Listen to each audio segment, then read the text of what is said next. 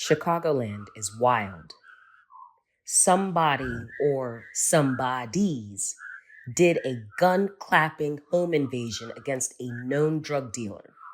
And these whirlwind decisions, Jonathan's own or somebody else's, cost him 30 years of life.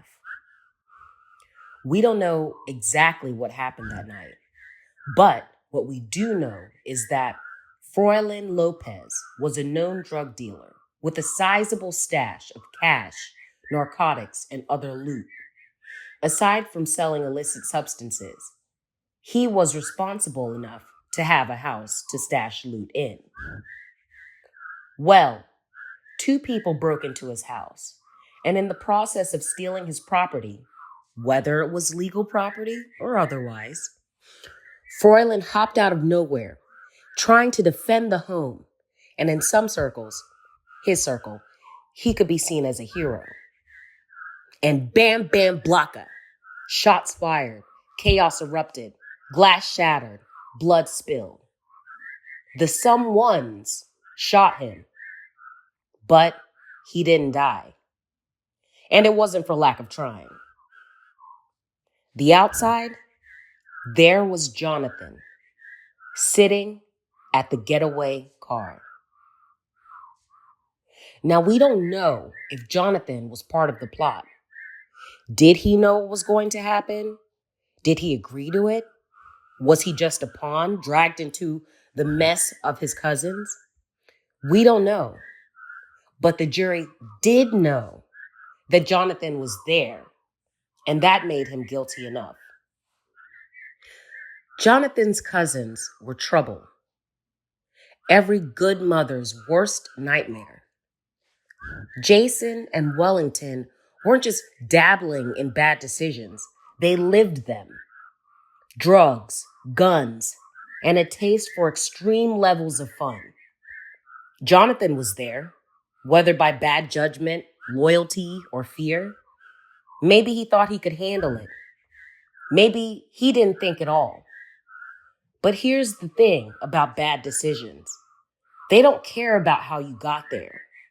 Once you're in, you're in. The moment came crashing down.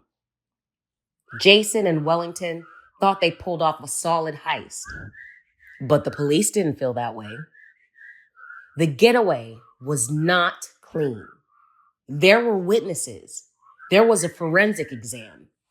Narcotics officers were already hot on Froilan Lopez's trail and watching his house and his every move.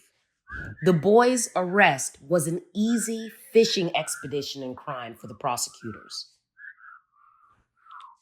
You know what this is, Jonathan? Evidence. Enough to bury you. You and your cousins. The evidence painted an ugly picture. A coordinated assault on Lopez's home, a bloody disaster that left Froilan alive and Jonathan sitting in the hot seat. After his arrest, Jonathan was charged with a plethora of crimes. Charges like home invasion, aggravated battery with a firearm, armed violence. If true, these are not small crimes. These are serious felonies. They were brutal, calculated, and life-destroying felonies. It wasn't looking good at all for Jonathan. But then, a plea deal came down the pipeline. A plea deal, also called a plea bargain, is like making a trade in a legal case. It's a contract. It's an agreement between the defendant and the prosecution. Both sides agree to compromise, settle the case out instead of going to a full criminal trial. Here, a plea seemed like a lifeline, or a slap on the wrist, considering the charges. And you'd think that Jonathan would jump at it. But Jonathan didn't take the lifeline. He thought he could do better. He thought he could fly. So he withdrew his guilty plea. And that's when the sun burned him. Here's my thoughts on this case. Jonathan's new attorney didn't deliver him a lifeline. He delivered him a life sentence. 5 years to 30. I'm not sure if that's the return that Jonathan was expecting on his investment. So how did we get here? First, his first attorney didn't call key witnesses, his family.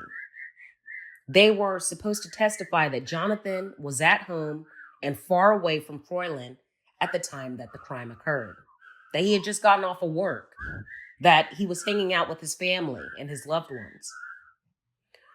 But was Jonathan really at home? Or was he arrested alongside his cousins with other circumstantial evidence? It might have been a tactical move because his prior attorney probably didn't think that they would be good witnesses in the current circumstances. Second, his second attorney betted all on a trial and lost. Jonathan gambled thinking he had the best cards, but the House won. This case isn't about Jonathan. It's about choices, bad ones, worse ones, and the kind of decisions that take you from 5 years to 30 years in prison in the blink of an eye or the flash of a gun. We'll never know the full truth of that night. But one thing is certain. When you look a gift horse in the mouth, you should be careful because it might just bite you. Sometimes you need to say no. And when it's time to hold him, hold him. When it's time to fold, do the smart thing. Don't trade a slap on the wrist for a bite of your life. Your friends can define your fate. In either case, let me know your thoughts in the comments down below, and please subscribe to this channel. Thank you.